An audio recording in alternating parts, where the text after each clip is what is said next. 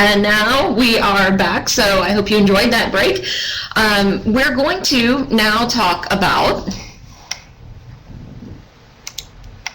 a best practice that we saw. You have heard Erica talk about some of the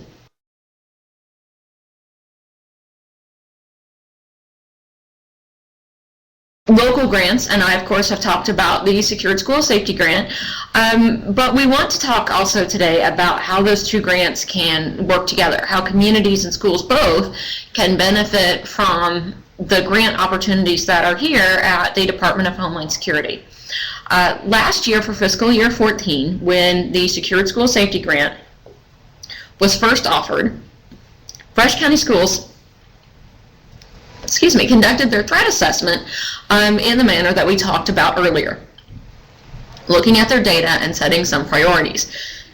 The priorities they established were restricting access to their school buildings.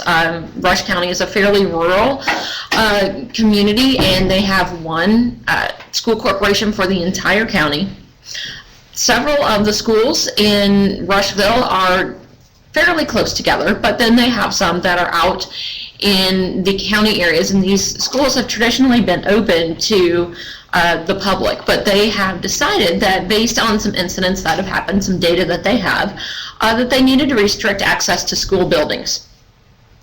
They also identified the need to communicate and coordinate with their local emergency management office and law enforcement in the event that something would happen at any of their school buildings and they would need a local response. Again, that's based on the data that they had, and on that was also based on recent incidents.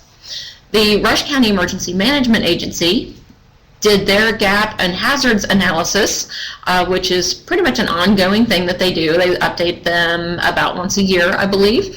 They identified capacity and risk within their local school corporation. So even though school corporations, I think, sometimes might feel like they are separate from certainly a part of the local community, but since they have their own governing body, they might not be part of the jurisdiction sometimes of their local emergency management agency. They most certainly are, and so the Rush County EMA identified capacity and risk within that school corporation, and independently they prioritized the need to communicate and coordinate with the school corporation. So after doing their needs assessment, Rush County Schools wrote the Secured School Safety Grant for cameras, and they wrote in their grant that their cameras would be compatible with the local EMA and law enforcement. Meanwhile, Rush County EMA wrote their Homeland Security Grant Program to upgrade their Emergency Operations Center and their Backup Emergency Operations Center, which is located at a local law enforcement office.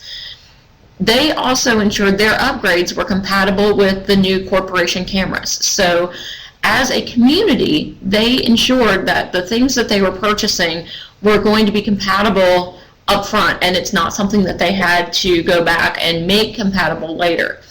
Both grants were well written, both grants were funded, and now those two grant programs are working in concert to increase school security and local capacity. And so the impact of those dollars is magnified, and it has an opportunity to be leveraged because the two entities worked together.